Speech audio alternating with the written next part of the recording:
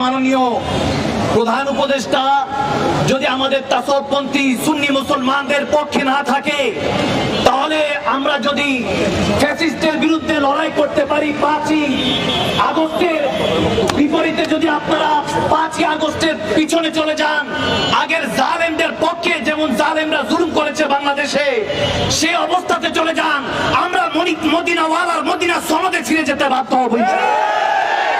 এই বাংলার 18 কোটি মুসলমান শাহজাল ইয়ামানি শাহপরান ইয়ামানি বাংলাদেশ, এই বাংলাদেশের মধ্যে অরাজকতা জালেমের জুলুম অত্যাচার আমরা অনেক বছর সহ্য করেছি।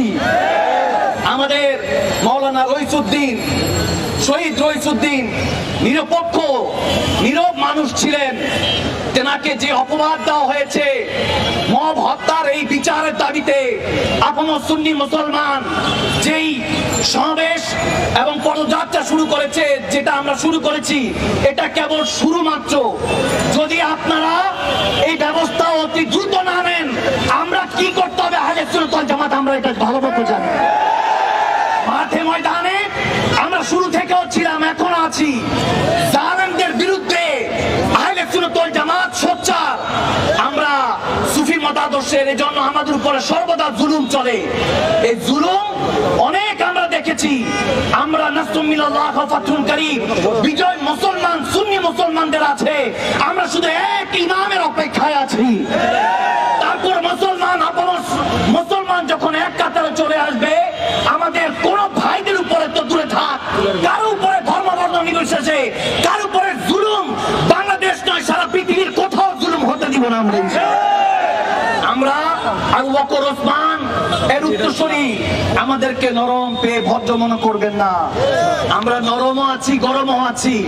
আপনি যদি আবু বকর ওসমানের মতো হন, আপনাকে আমি ভালোবেসে উদাত্ত আহ্বান জানাবো, আপনার জন্য জান দিতে রাজি আছি। কিন্তু যদি আল্লাহ রাসূলের দুশমন হন, যদি ইনসানিয়তের খেলাফত, যদি হিউম্যানিটির বিরুদ্ধে, মনুষ্যত্বের বিরুদ্ধে যান, আমরা ওমর আলী হতে বেশি দেরি করব না। বদর থেকে কারবালা পর্যন্ত ইতিহাস উঠে দেখেন, মুসলমান কোন কিছু বিনিময়ে তলোয়ার অস্ত্র দিয়ে যুদ্ধ যাপন করে নাই। মুসলমান হাত দিয়ে সমস্ত যুদ্ধগুলি অংশগ্রহণ করেছে। হাত দিয়ে আমরা বিজয় দাপন করেছি। এজন্য আমি অতি আতিথ্যের সাথে আবু সুন্নি মুসলমান জনতার পক্ষ থেকে আমরা জানাতে চাই, মাওলানা রইসউদ্দিন এর মব হত্যা তদন্ত করে সুষ্ঠু বিচারের দাবি আওতাধীন এনে এই বিচারকে সমাপ্তি দিয়ে আপন সুন্নি মুসলমানকে মনের শান্তি দেওয়ার উদাত্ত আহ্বান জানাচ্ছি।